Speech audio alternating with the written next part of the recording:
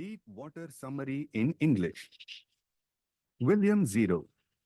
Douglas recalls a misadventure of childhood. It had happened when he was 10 or 11 years old. He had decided to learn to swim.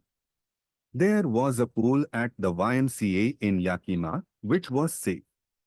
It was only 2 or 3 feet deep at the shallow end and 9 feet deep at the other. The drop was gradual. He got a pair of water wings and went to the pool. He hated to walk naked into water and show his very thin legs. The author had developed an aversion to the water when he was 3 or 4. His father had taken him to the beach in California. They stood together on the surf. The waves knocked him down and swept over him. He was buried under water. His breath was gone. He was frightened.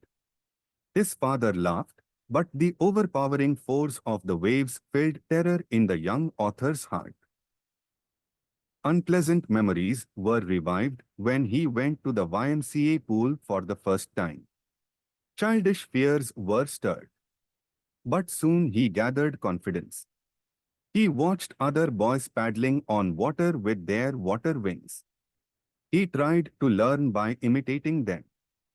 He did this 2 or 3 times on different days.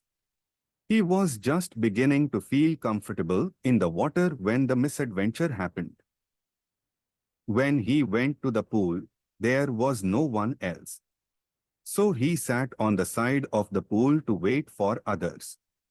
Shortly afterwards, a big boy, a boxer, came.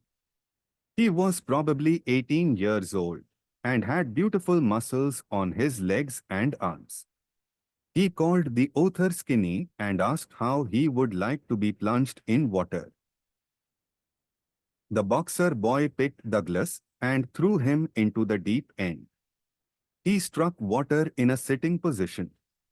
He swallowed water and at once went to the bottom. He was frightened but did not lose his wits. He made a plan. He would make a big jump when his feet hit the bottom. He would come to the surface like a cork, lie flat on it, and then paddle to the edge of the pool. Those 9 feet appeared more than 90. Before he touched bottom, his lungs were ready to burst. When his feet hit the bottom, he made a great jump upwards, but he failed to reach the surface at once. He came up slowly. His eyes and nose came out of water, but not his mouth. He moved around his legs on the surface of water. He swallowed water and choked. He tried to bring his legs up, but they hung as dead weights. He again went down to the bottom of the pool. He was shrieking under water because terror had seized him. He was paralyzed under water, but his heart and the pounding in head told him that he was still alive. When he hit the bottom, he jumped with his full might.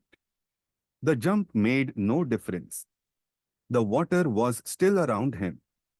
His arms and legs wouldn't move. He trembled with fear. He tried to call for help, to call mother, but nothing happened. Then he rose up. His eyes and nose were almost out of water. He sucked for air and got water.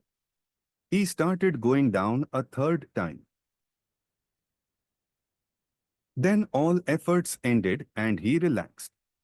A blackness swept over his brain and wiped out terror. There was no more panic. He felt drowsy and wanted to sleep. He gave up all attempts. He forgot everything. When he came to his senses, he found himself lying on his stomach beside the pool vomiting. The boy who had thrown him in said, "I was only fooling." Someone said that the kid had nearly died. Then they took him to the locker room. He walked home after several hours. He was weak and trembling. He shook and cried when he lay on his bed. He couldn't eat that night. For days a haunting fear was in his heart. He never went back to the pool. He feared water and avoided it whenever he could. A few years later, he came to know the waters of the Cascades. He wanted to get into them.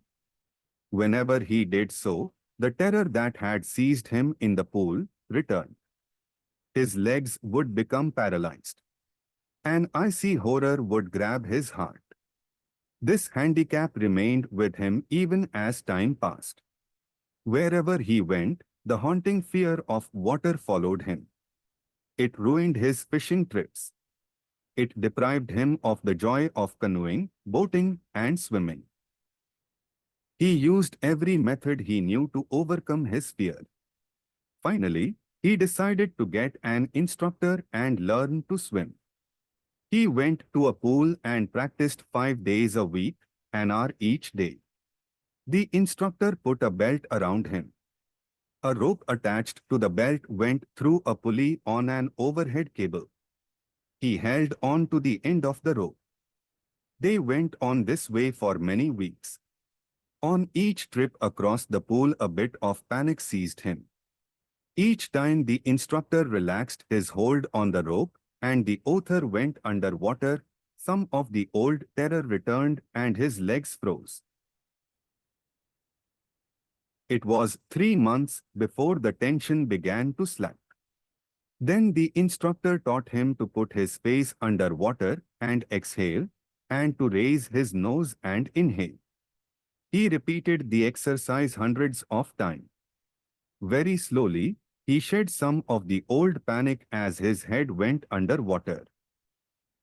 Then the instructor held him at the side of the pool and had him kick with his legs.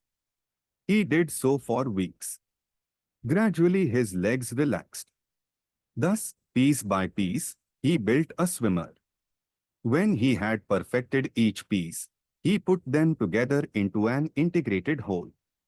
He had started practicing in October, and in April the trainer told him that he could swim. He asked the author to dive off and swim the length of the pool. He began with crawl stroke. When he swam alone in the pool, tiny remnants of the old terror would return. But now he could rebuke his terror. This went on till July. He was still not satisfied. So he went to Lake Wentworth in New Hampshire. There he dived off a dock at Triggs Island. He swam 2 miles across the lake to Stamp Act Island. He swam the crawl, breaststroke, side stroke and backstroke. The terror returned only once. When he was in the middle of the lake, he put his face under and saw nothing but bottomless water. He asked terror what it could do to him, and it fled away. Some doubts still remained.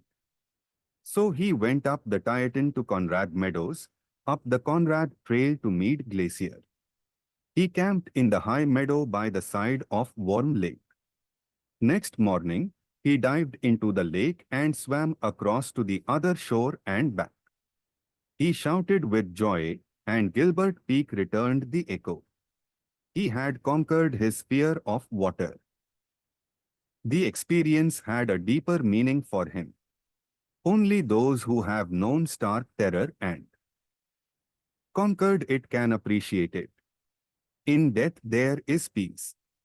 There is terror only in the fear of death. Roosevelt knew it. He said, "All we have to fear is fear itself." Douglas had experienced both the sensation of dying and the terror that fear of it can produce. The will to live somehow grew in intensity.